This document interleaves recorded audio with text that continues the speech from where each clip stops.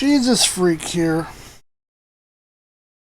In Jerome's introduction to the Book of the Kings, which the books of the Kings in Greek and Latin translation also comprises the books of Samuel.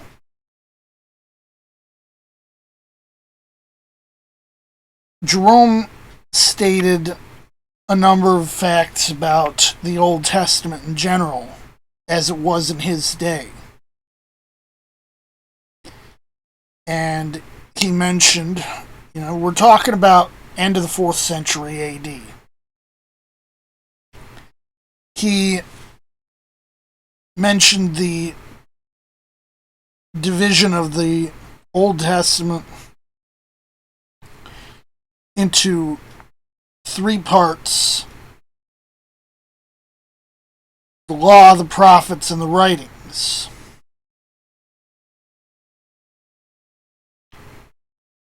And he actually refers to a lot of these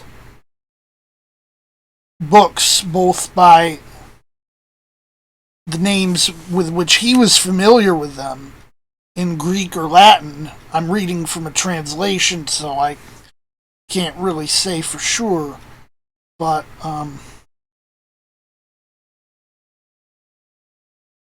he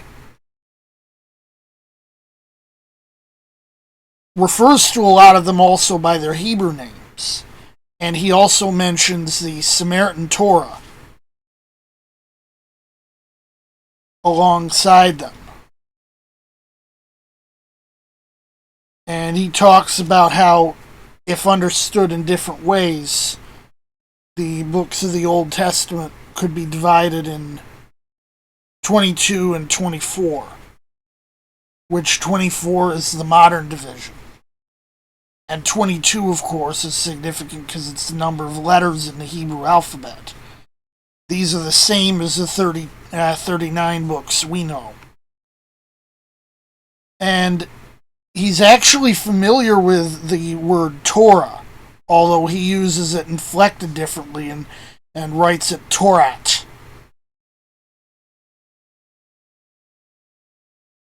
And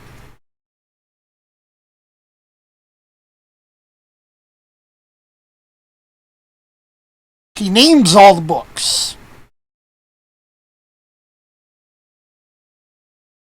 And associates the Old Testament with the 24 elders in Revelation. And specifically notes that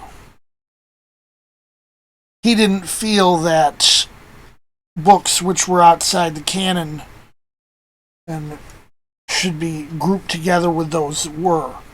He mentions in particular Wisdom of Solomon, Sirach, Judith, Tobit, and the 2 books of Maccabees. He mentions something called the Shepherd, which I'm assuming is Shepherd of Hermas, but that wasn't Old Testament to anyone. Anyway, the reason I had thought to make this video was because I had thought earlier about reactions that I got regarding my use of the phrases the law of Moses versus the law of Christ, and I used them in a somewhat peculiar way.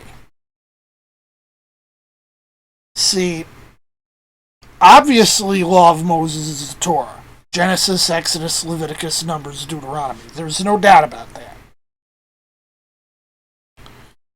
Now, when I contrast that with the law of Christ, I'm assuming a parallelism between the Old Testament and the New Testament. For example, the Old Testament has the Pentateuch. The New Testament has the 4 Gospels.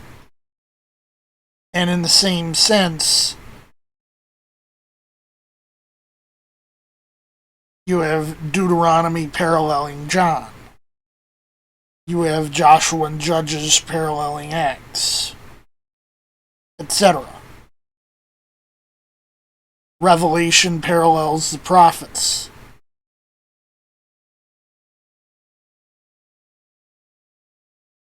And this is, it doesn't exactly hold together perfectly, but the amount of parallelism there is between the testaments is evidence to their unity. And sort of in reference to this unity, I treat the Gospels as representing the law of Christ in the way that the Pentateuch or Torah reflects or represents the law of Moses.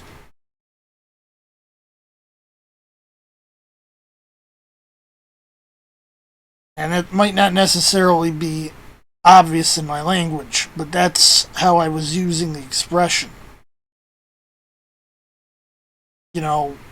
Law, instruction, teaching,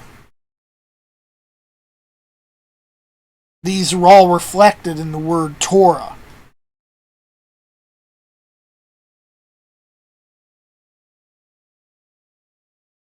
And this is what the Gospels also comprise.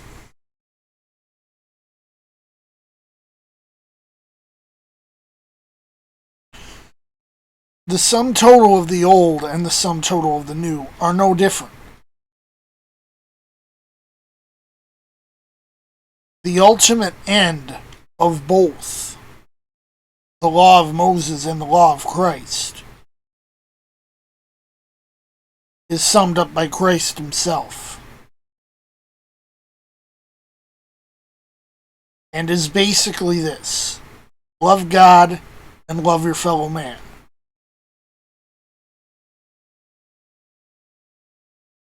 And to people who say that Paul created something distinct from what Jesus taught and might not have been familiar with what Jesus taught, he's teaching the exact same thing.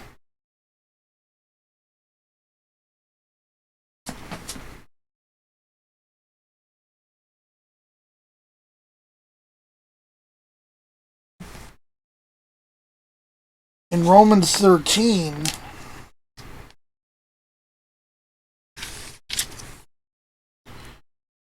where he says, "Owe no man anything but to love one another, for he that loveth another hath fulfilled the law.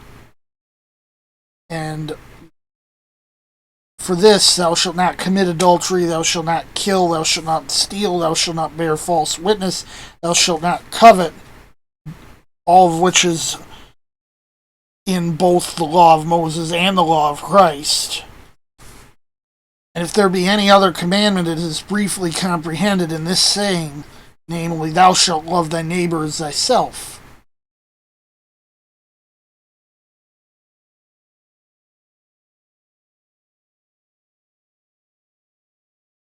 Love worketh no ill to his neighbor, therefore love is the fulfilling of the law. And that's just as true, for the law of Moses or the law of Christ.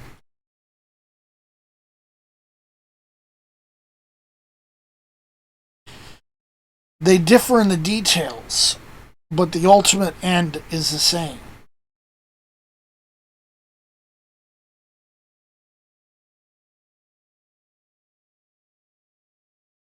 I just felt I needed to clear that up a bit. Jesus freak out.